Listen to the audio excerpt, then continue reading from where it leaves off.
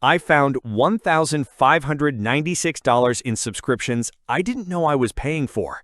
$219 a month. That's what the average American spends on subscriptions. If you just guessed your own number, you probably said about 86. That's not a rounding error. That's a $133 blind spot every month on autopilot, and it shows up in 9 out of 10 people surveyed. I ran this audit on my own accounts last week. I track every dollar in a spreadsheet. I still found $47 I didn't know I was spending. That's the number I want to help you find. In the next 9 minutes, I'll show you the exact 3-step method I used, the places most people miss, and honestly, what to do with the money so it doesn't just disappear again.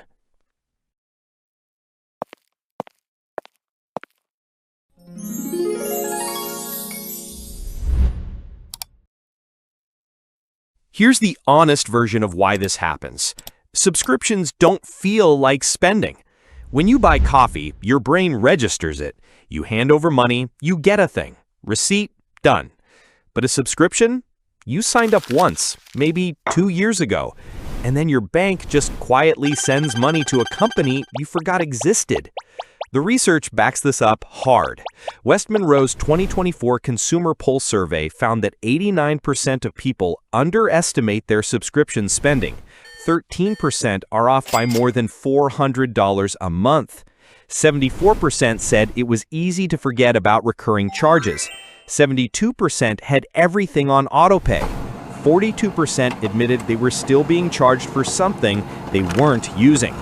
That last stat is the one I want you to sit with. 42% of people are paying for something they actively are not using right now.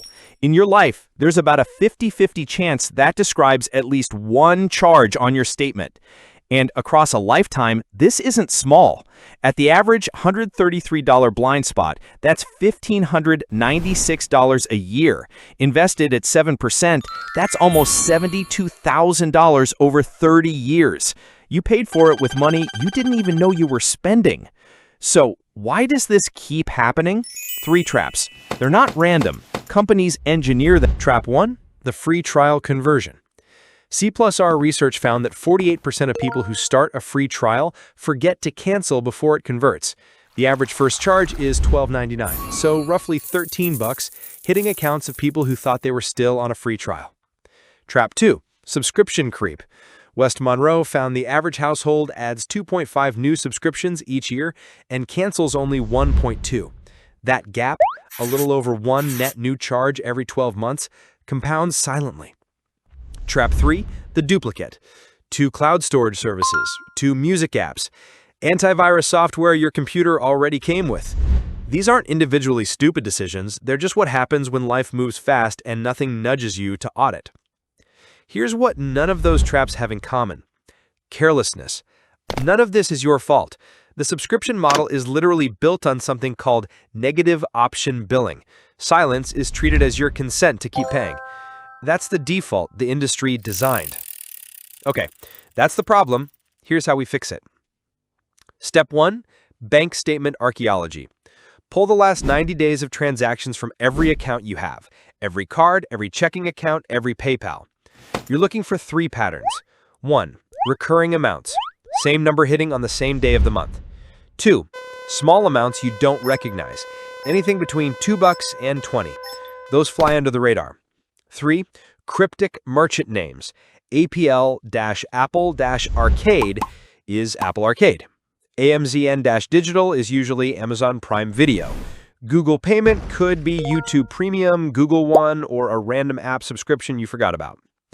And here's the part most people skip. Check the last 12 months too, not just 3.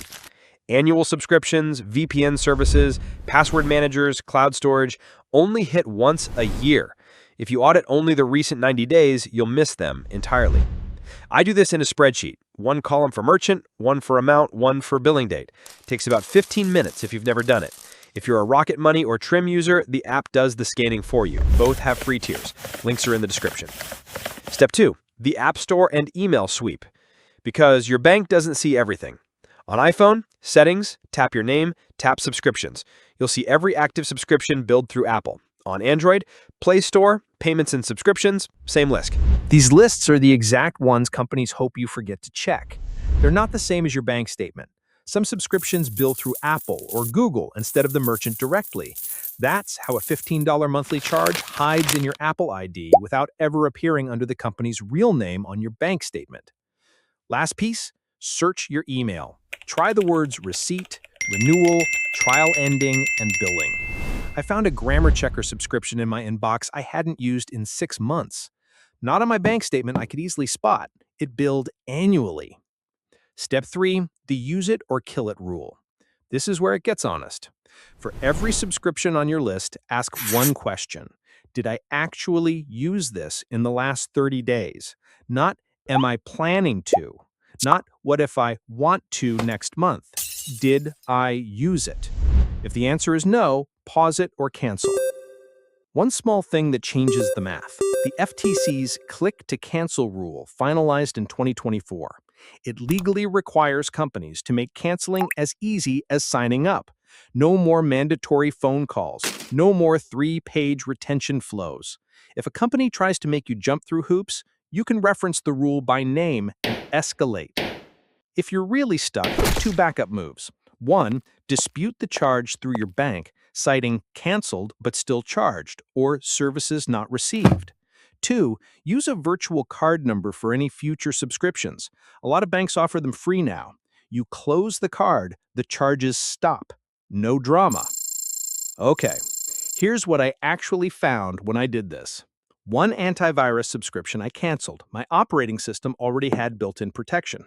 One streaming service I hadn't opened in 4 months. One photo editing app that went from free trial to $11 a month.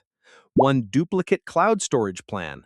Total recovered $47 a month.